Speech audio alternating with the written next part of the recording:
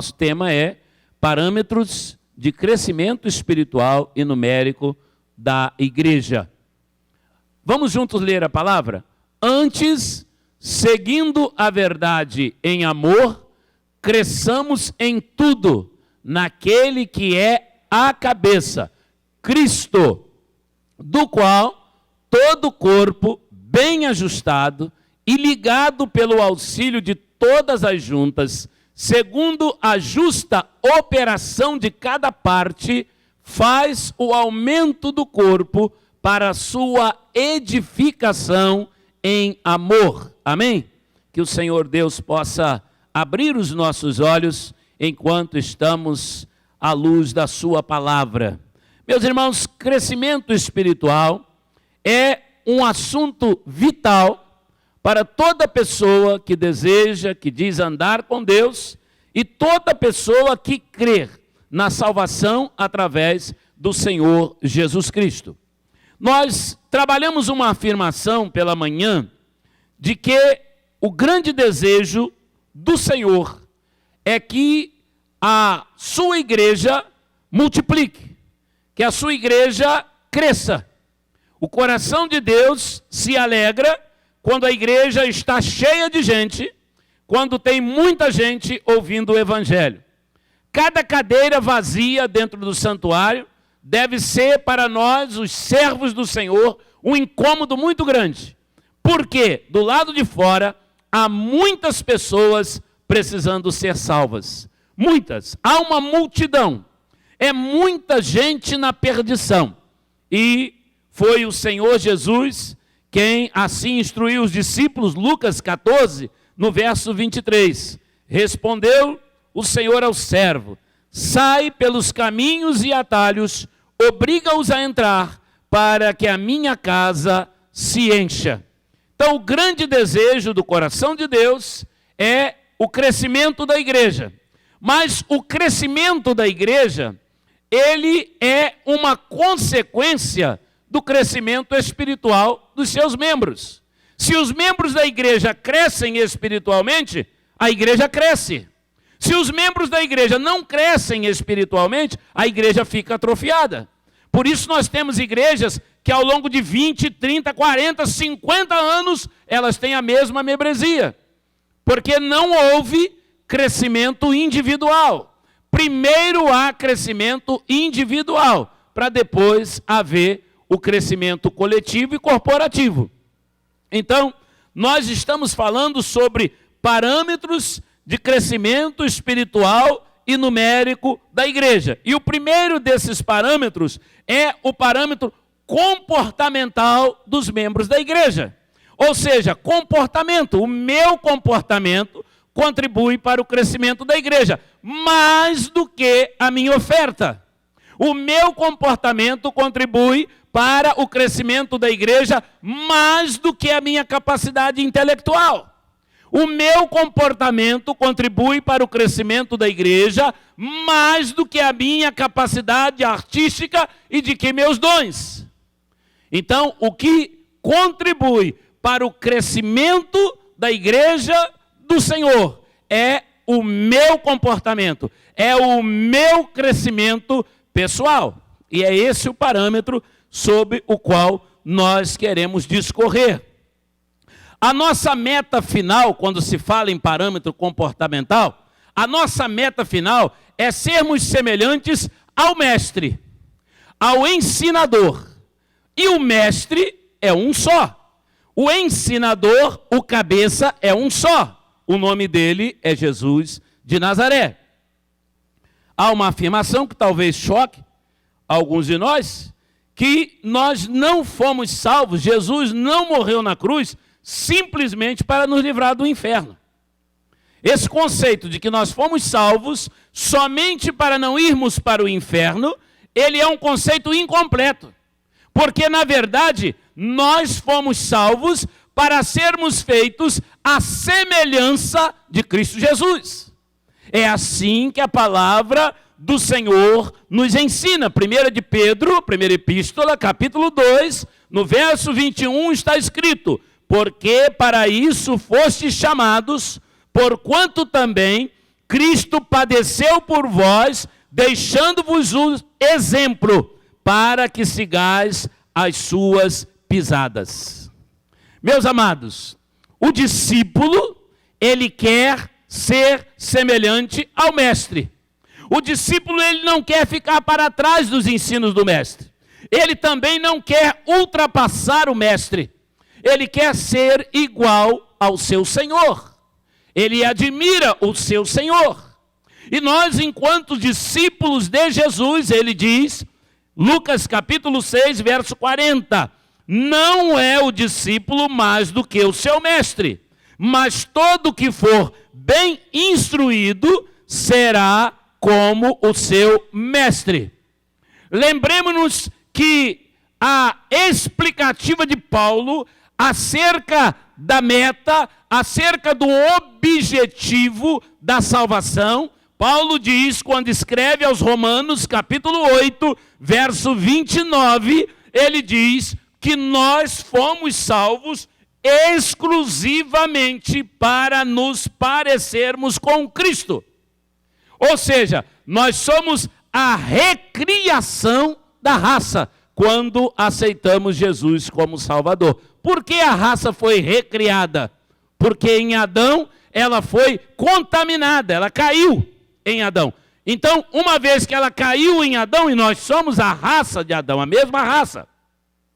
Então, a palavra diz em Romanos 3, 23, que todos pecaram e estão destituídos da glória de Deus. Agora, quando nós lemos a palavra em Romanos 8, 29, veja só, porquanto aos que também de antemão conheceu, também os predestinou para serem conforme a imagem de seu Filho, a fim de que ele seja o primogênito entre muitos irmãos.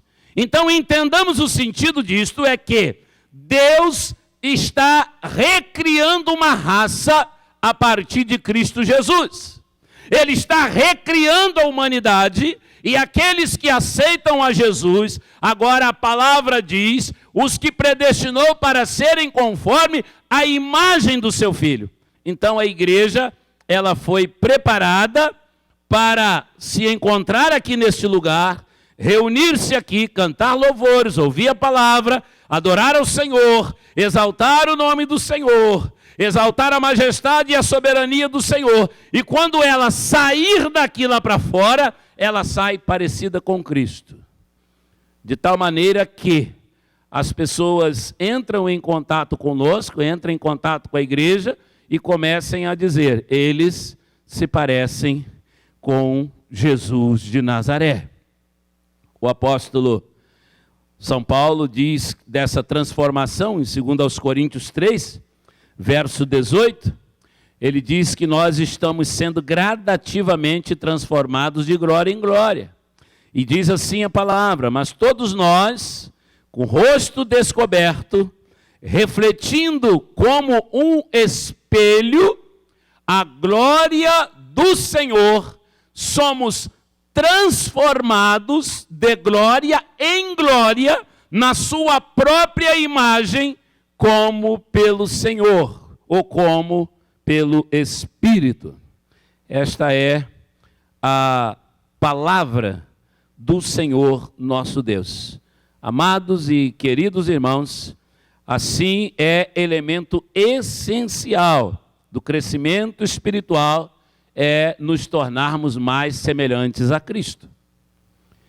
Um excelente músico, ele quer tocar como seu professor. O pregador quer pregar como seu professor. Enfim, todos nós queremos fazer, o atleta, ele tem a sua inspiração.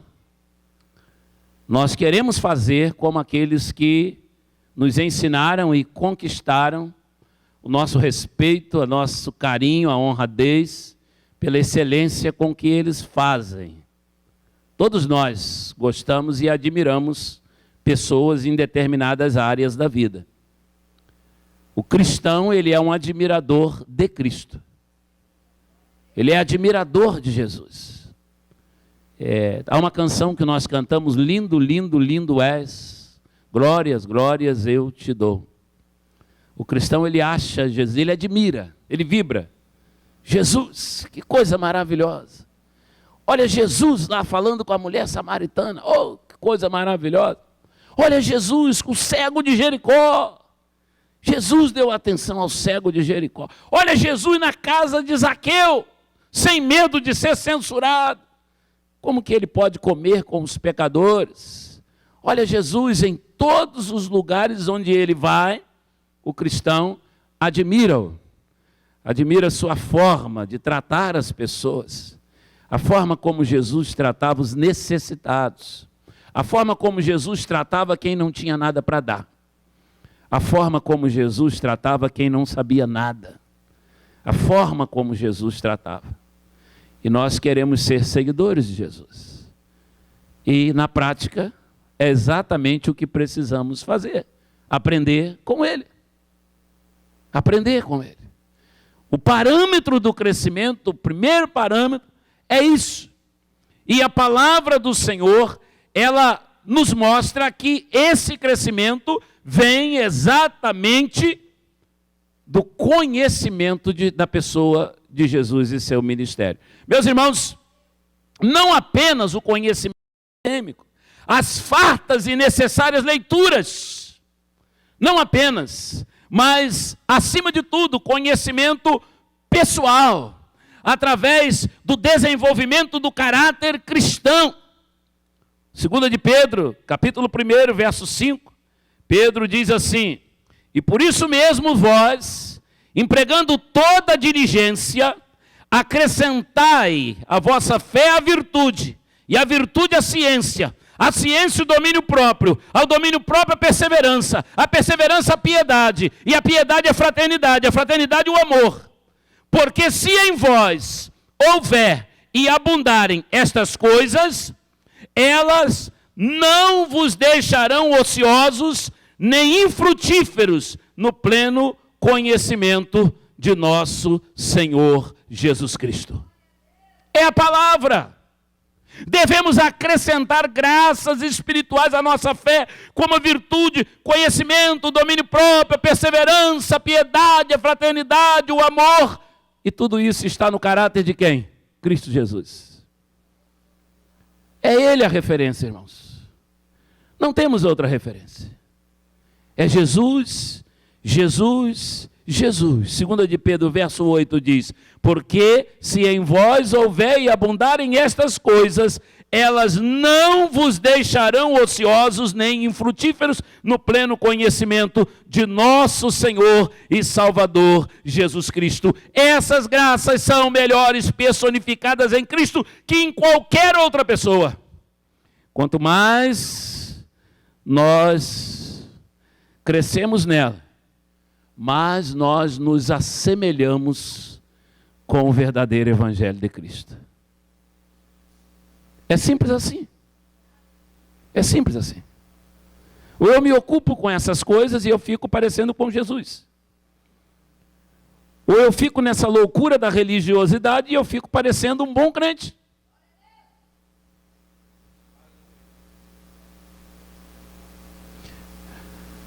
Mas você e eu fomos salvos para sermos a semelhança do Filho de Deus. Essa é a palavra, irmãos. É isso que o Senhor nos fala. E isso vai exigir de nós sermos diligentes. Diligentes. E eu fiquei me perguntando, quantos sentidos essa palavra tem? E fui ao dicionário, é claro, e ele disse para mim que diligente é um adjetivo atribuído a qualquer pessoa que realiza determinada atividade de maneira rápida, eficaz e responsável. Ele é utilizado para descrever a qualidade de uma pessoa que é ativa, aplicada, zelosa, cuidadosa. Aí você diz assim: pastor, mas isso é coach. Isso é autoajuda. É? Abra sua Bíblia aí. Abra sua Bíblia aí, 2 de Pedro, no capítulo 1, verso 5. E você vai ver que ser aplicado, zeloso, ser diligente, não é coach, não é autoajuda, é Bíblia. É Bíblia. E diz assim, 2 de Pedro, capítulo 1, verso 5. E por isso mesmo vós, empregando toda a diligência, acrescentai à vossa fé a virtude, e a virtude a ciência, ou seja, o conhecimento. Por isso mesmo vós, empregando toda a diligência. Põe o verso 10. Põe o verso 10 desse mesmo capítulo. Verso 10. Isso. Olha só. Portanto, irmãos, procurai mais diligentemente fazer firme a vossa vocação e eleição, porque fazendo isto, nunca, jamais tropeçareis.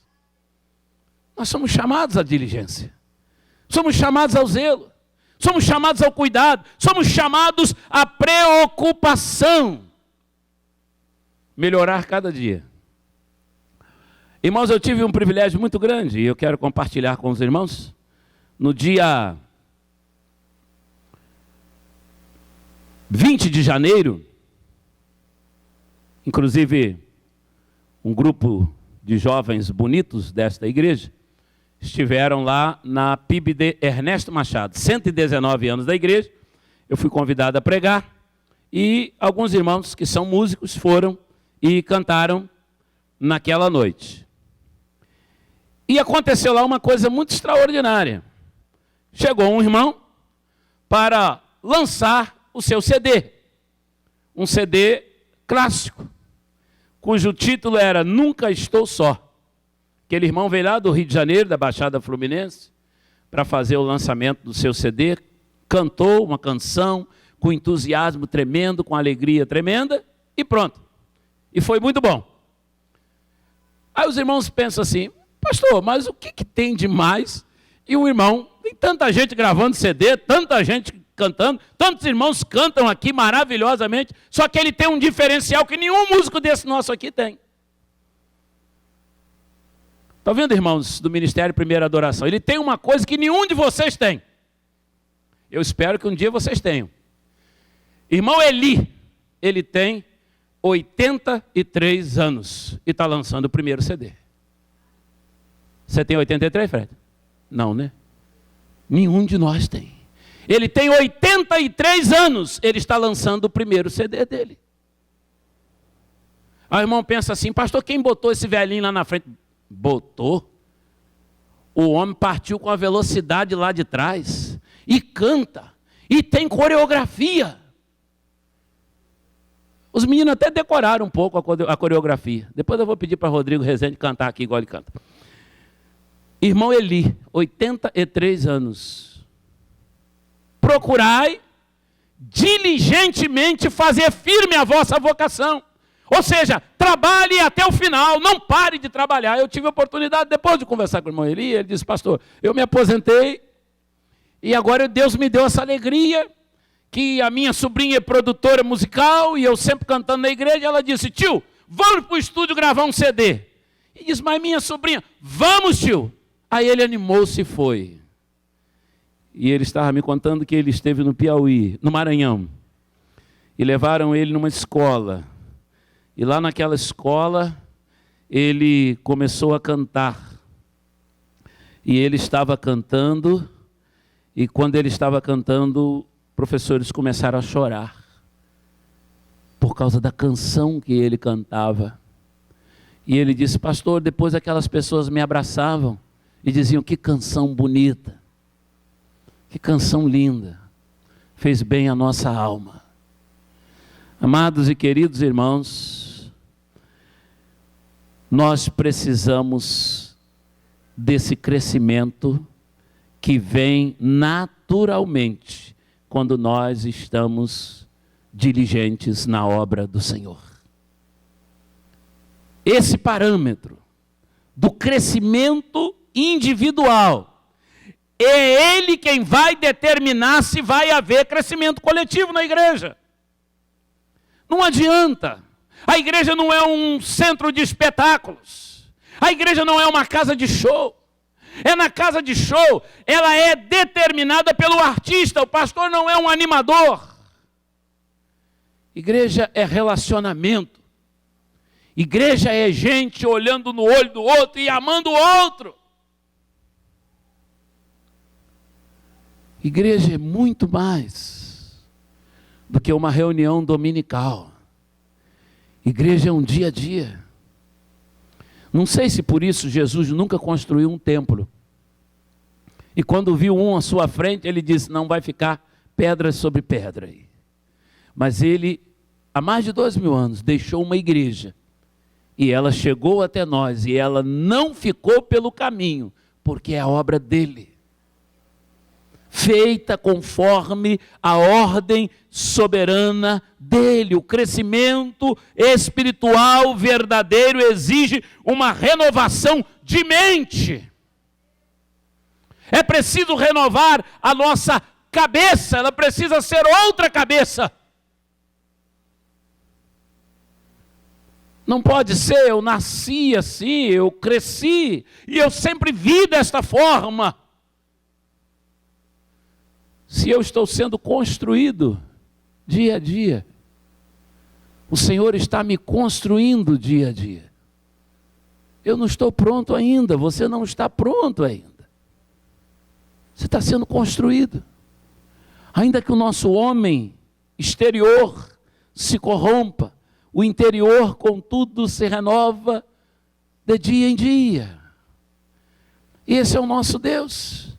Que ponha um servo dele, um discípulo dele, com 83 anos e diz, você não vai sentar na cadeira de balanço e nem vai para o quarto escuro, para a depressão do tempo, você é servo e eu te quero no altar. E ele vai. E ele vai. Porque se renova de dia em dia. Romanos capítulo 12, o apóstolo São Paulo, nesse clássico texto, versos 1 e 2, ele disse aos irmãos da igreja de Roma, rogo-vos, pois, irmãos amados, pela compaixão do Senhor, que apresenteis os vossos corpos a Ele, como sacrifício vivo, santo e agradável a Deus, que é o vosso culto racional. Isso é diligência, sacrifício, é entrega, é diligência, aprimoramento. E no verso 2 ele diz assim, e não vos conformeis com este mundo, mas transformai-vos pela renovação da vossa mente, para que experimenteis qual seja a boa, agradável e perfeita vontade de Deus. Paulo está dizendo, viva bem, viva feliz, tenha paz, porque na vontade de Deus vai ser bom, vai ser perfeito e vai ser agradável. Eu creio que ele está lembrando de Jesus em João 10:10, onde ele diz, eu vim para que tenham vida e a tenham em abundância. Essa é a vida cristã. Nem sempre o Senhor tira a tempestade da nossa frente. Mas quando Ele vê que é necessário, Ele nos cobre com sua poderosa mão e a gente atravessa a tempestade. E sai do outro lado. E como diz o cântico da Cassiane, a gente canta o hino da vitória. Espera um pouco, irmão. Espera um pouco, irmã. Deus está trabalhando em seu favor. Tenha um pouco mais de paciência. Não perca a sua esperança. Não perca a sua fé. Não perca de jeito algum. Pedro, 2 de Pedro 2, verso 20.